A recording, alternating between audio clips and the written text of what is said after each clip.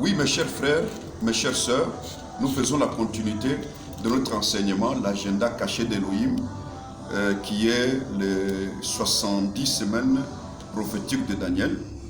Comme j'ai fait la première partie, on aura des parties de 10, 15, 20 minutes, afin que ça vous permette de suivre l'enseignement pour vous enrichir. Notre objectif, c'est pour vous perfectionner, c'est pour vous édifier, mais surtout, c'est pour vous rendre sobre, vous rendre prudent, vous rendre sage, puisqu'il y a quelques secondes qui nous restent. Celui qui doit venir nous prendre, l'époux, il viendra. C'est pourquoi j'ai pris cette nourriture du temps afin de communiquer avec vous ensemble. Nous allons lire Daniel, comme je l'avais dit, Daniel chapitre 9. Nous lisons de 1 à 3, puis de 20 à 27. C'est très important pour baser les 70 semaines prophétiques de Daniel. La première année de Darius, fils d'Ahasuérus, de la race des Mèdes, lequel était devenu roi du royaume des Chaldéens. 2. La première année de son règne, moi Daniel, j'ai compris par les livres qu'il devait s'écouler 70 ans pour les ruines de Jérusalem, d'après le nombre d'années dont Yahweh avait parlé à Jérémie le prophète. 3. J'ai tourné ma face vers l'Adonai Elohim, afin de recourir à la prière aux supplications par le jeûne, le sac et la cendre. Puis la prière a continué. Je saute pour prendre le verset 20. Je parlais encore, je priais. J'ai confessé mon péché et le péché de mon peuple d'Israël. Je présentais mes supplications à Yahweh mon Elohim en faveur de la sainte montagne de mon Elohim. 21. Je parlais encore dans ma prière quand l'homme Gabriel, que j'avais précédemment dans la vision, s'approchait de moi d'un vol rapide au moment de la présentation de l'offrande du soir. 22. Il m'instruisit et me parla et me dit: Daniel, je suis venu maintenant pour trouver l'intelligence afin que tu comprennes. 2. Le premier jour où tu as eu au cœur de comprendre, tu t'humiliais devant ton Dieu, la parole fut émise et je viens pour te l'annoncer, car tu es un bien-aimé et comprends la vision maintenant. 24. 70 semaines ont été fixées sur ton peuple et sur ta ville sainte, pour faire cesser les transgressions, pour mettre fin au péché, pour expier l'iniquité, pour amener la justice éternelle, pour accomplir la vision et les prophètes, et pour oindre le saint des saints. 25. Bon, je m'arrête d'abord là-bas pour que nous allons aller un peu lentement. Ici, nous allons situer cet enseignement avec beaucoup de petits sujets. Le premier petit sujet que nous allons voir, c'est d'abord les écrits du prophète Jérémie. Deuxième point que nous allons voir, c'est la prière de Daniel. Troisième point que nous allons voir, c'est l'instruction de l'ange Gabriel à Daniel. Quatrième point que nous allons voir le but des 70 semaines prophétiques de Daniel. Cinquième point, nous allons parler maintenant des 70 semaines de Daniel, les trois parties, 7 semaines, 62 semaines et une semaine. Et à cela, il y aura beaucoup de prophéties à donner par rapport à l'Afrique, l'Église, l'Europe, la Grande-Bretagne, les États-Unis, la Russie et beaucoup d'autres choses. Nous commençons avec le premier point, les écrits de Jérémie. On ne peut pas comprendre les 70 semaines si on ne comprend pas d'abord les écrits du prophète Jérémie. Qu'est-ce que Jérémie a dit? Ce qui a poussé à Daniel de prier. Parce qu'aujourd'hui, nous voyons les gens qui fabriquent des prières. Toutes sortes, ils font des campagnes. Ils prêchent ici, ils prêchent là. Ils ont lu qui? Ils ont compris où pour qu'ils se mettent en prière. Ainsi, si nous lisons Daniel le prophète, il a lu Jérémie. C'est ainsi que Jérémie 25 de 11 à 12, Jérémie dit ceci. Jérémie dit ceci.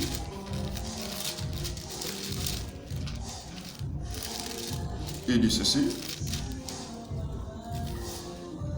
Tout ce pays deviendra une ruine, une désolation, et ces nations seront asservies au roi de Babylone pendant 70 ans. 12.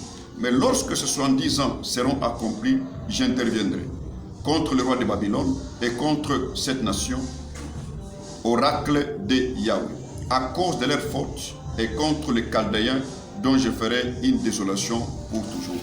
Là, c'est ce qu'on appelle les écrits de Jérémie. Jérémie avait prophétisé en l'an 606 avant la première venue de Yeshua Mashiach sur la terre. C'était en l'an 606. Jérémie a prophétisé, il a dit, Nabuchodonosor, roi de Babylone, montera dans ce pays. Il détruira cette ville de Jérusalem. Il détruira le temple et les sanctuaires. Et il tuera le vieux, le jeune, les enfants, les pères, les mères, les femmes, les hommes. Il dit, ceux qui s'enfuiront, il va les prendre captifs pour les amener à Babylone et ils feront 70 ans. Pourquoi 70 ans? Afin que la terre puisse se reposer de ses sabbats. Pourquoi? Parce que quand les enfants d'Israël sont entrés par Jésus au pays de Canaan, ils n'ont jamais observé la loi des années sabbatiques, ni le jubilé. Ils n'ont jamais fêté le jubilé. Ils ont violé des lois sabbatiques. Alors, Yahweh a envoyé Nabuchodonosor pour le prendre et les amener captifs, pour que le pays se repose de ses sabbats. Et du côté du nord, parce que le royaume était divisé en deux, Juda était au sud avec Benjamin, c'est le royaume de Juda. Mais les 10 tribus qui étaient au nord étaient partis en Assyrie en captivité. Juda et Benjamin sont retrouvés en captivité à Babylone. C'est cela qu'on appelle les Juifs. C'est comme ça que Daniel s'est retrouvé à Babylone en captivité. Soyez vraiment bénis. Alors, comprenez ceci. Lorsque Jérémie a prophétisé, il a donné les détails. Il a dit l'année prochaine, à cette même époque, Nabuchodonosor montera. Il est monté, il a fait ainsi. Il dit, vous ferez 70 ans de ruines, ou de ruines, ou de captivité à Babylone. Et voilà ce qui s'est passé maintenant. Lorsque le temps était arrivé, Daniel a lu. Il a compris que depuis que nous sommes des années, il a lu les prophètes, il a compris. Il a compris que Jérémie, le prophète des nations, voilà ce qu'il avait dit. Elohim n'allait pas commencer le temps des nations sans susciter un prophète des nations. Dans l'ancienne alliance, le seul prophète des nations était Jérémie. Ésaïe, Daniel, Ézéchiel, Élie, Moïse, Élisée, les autres n'étaient pas des prophètes des nations.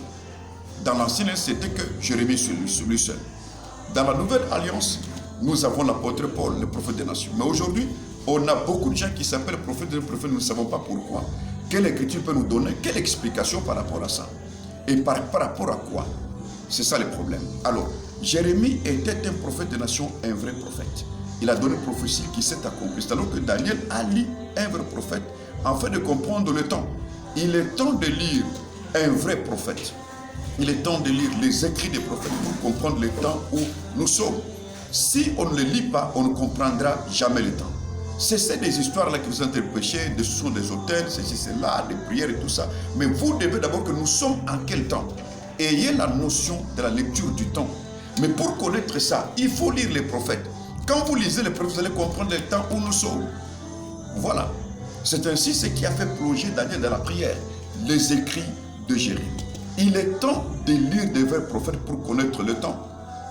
Vous ne savez pas, si vous ne le savez pas, nous vous disons, comme nous disons toujours à la voix de l'époux, nous sommes déjà au milieu de la nuit.